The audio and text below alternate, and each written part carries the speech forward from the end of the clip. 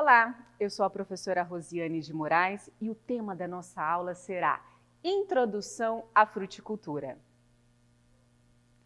Você sabe o que essa ciência estuda? O que ela representa?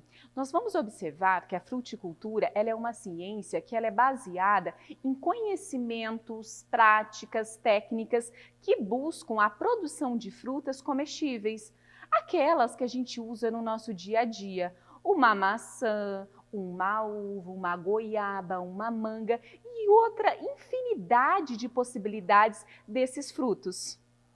Agora, será que nós temos frutos em todos os continentes? Lógico que temos. Por exemplo, no Brasil, quais são uma das frutas mais consumidas pelos brasileiros? A banana. Apesar dela não ter a origem no Brasil, ela tem a origem no continente asiático, ela vai ser um dos frutos mais comercializados pela população brasileira. Dentre o cenário dos maiores produtores de frutas no mundo, nós vamos ter, em primeiro lugar, a China, em segundo, a Índia e o Brasil ocupando o terceiro local, representando em torno de 4,6% de toda a produção mundial. Agora, se nós pararmos, somarmos e analisarmos qual é a produção total desses três países, nós vamos observar que ele detém mais de 45% do mercado mundial. Já parou para pensar nisso? Agora, no Brasil, nós vamos perceber que é produzido em torno, por ano, 44 milhões de toneladas. Você já imaginou que isso, o volume que isso representa, a quantidade de emprego que é gerada e a possibilidade de diversificação realmente na agricultura? Agora, quando a gente pensa nas frutas pelo mundo, professora, mas como que o Brasil ele se vê, como que ele se coloca nesse cenário? Aqui nós temos um gráfico que vai representar que a fruticultura no Brasil, ela tende o quê? Somente a crescer. Dentre os países que se destaca por mais consumir e que realmente mais importam esses frutos, nós temos em primeiro lugar a União Europeia, em segundo lugar nós temos os Estados Unidos, a China, a Rússia e em último lugar, quer dizer, nesse panorama, né? Lógico que a gente vai ter uma imensidão de países que o Brasil vai exportar. Porém, esses são os 4, né, os 5 na realidade, que vão se destacar nesse cenário de realmente de estarem consumindo esses frutos produzidos no nosso território. Agora, 2020. Nós temos várias notícias e isso é realmente destaque hoje nos noticiários, que o Brasil, mesmo diante de um período de pandemia, ele tem realmente se destacado na produção agrícola. Em 2020, por exemplo, nós vamos observar que as 3 culturas que foram mais produzidas e mais exportadas foi a manga em primeiro lugar, em segundo a gente vai ter o melão e em terceiro nós vamos ter as frutas cítricas, que aí inclui o limão Tahiti, a tangerina, tá bom? Agora, o que nós vamos observar? Você já parou para pensar? Em Mato Grosso do Sul, como que é essa atividade de fruticultura? Nós vamos ver que a fruticultura no estado de Mato Grosso do Sul, ela não é uma atividade tão intensa, a gente não tem aquela cultura realmente. É o que nós falamos daquela vocação agrícola para a fruticultura. Porém, nós vamos observar que a produção que nós temos no nosso estado, basicamente, ela é para atender o mercado interno. Mato Grosso do Sul, realmente, ela não passa, ela não exporta, né, essas frutas que são produzidas no nosso estado para outros estados. Basicamente, aquilo de fruta que é produzido no nosso estado fica para o próprio consumo que a gente vai observar. Agora, quando a gente pensa, professora, e qual a importância da fruticultura nesse cenário? Não só em Mato Grosso do Sul, mas numa perspectiva nacional. Nós vamos ver que a fruticultura, uma das questões que ele mais se destaca, que realmente tem uma grande relevância, é na produção de mão de obra. Realmente ela é uma atividade que ela precisa realmente de uma grande quantidade de pessoas, tanto na colheita, no manejo de toda essa cultura. Uma outra questão que a gente observa e que é muito importante é que a fruticultura, ela permite realmente, principalmente ao pequeno proprietário, eu tenho o quê? Um grande rendimento por área. Então a gente consegue promover e permitir essa diversificação para aquele pequeno produtor, para aquele agricultor que é baseado mais na agricultura familiar, devido ao quê? Eu ocupo pequenas áreas, porém eu tenho produções maiores, tudo bem?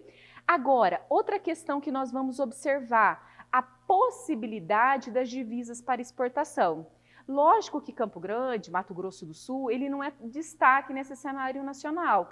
Porém, nós temos a região sul, por exemplo, ela é uma das maiores produtoras de frutas no Brasil. Também a gente vai ver o interior de São Paulo, que vai se destacar nesse cenário.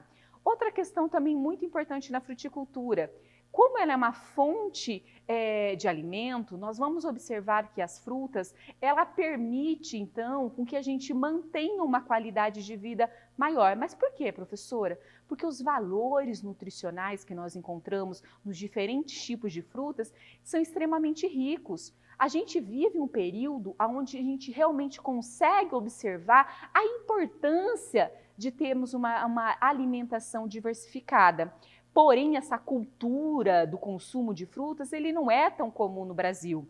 Nós vamos observar que hoje esse consumo, ele gira em torno de 28 quilos por pessoa por ano. Quer dizer, a professora Rosiane, ela consome em torno de 28 quilos só de frutas por ano. Então, ainda é pouco se a gente for pensar nos benefícios que esse alimento ele pode trazer para a nossa saúde.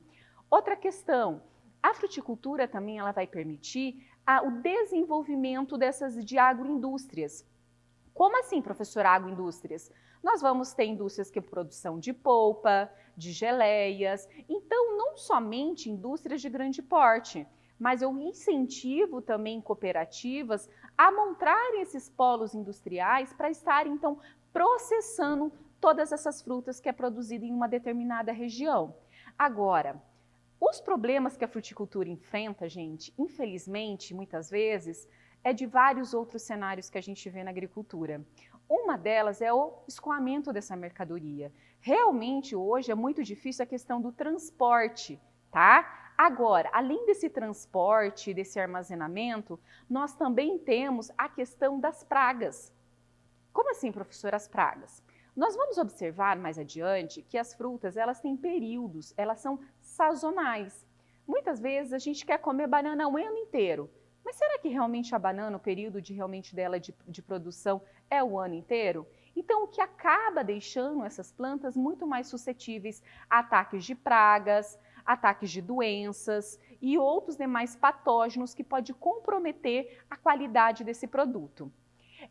Quando a gente pensa também nesses outros problemas, nós vamos observar que nós não temos tantas linhas de crédito, de financiamentos, né, tanto de bancos privados quanto público, para a produção. Se a gente for pensar na pecuária, se a gente for pensar na agricultura numa perspectiva da soja, do milho, existem hoje linhas de financiamento. A fruticultura, querendo ou não, ela possui uma linha de créditos menores do que outras atividades que a gente vai perceber.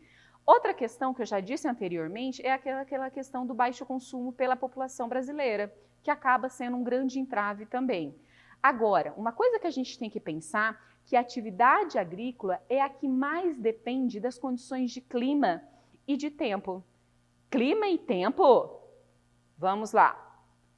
Olha essa imagem do mapa do Brasil. Olha a infinidade de tipos de climas que nós temos que ter.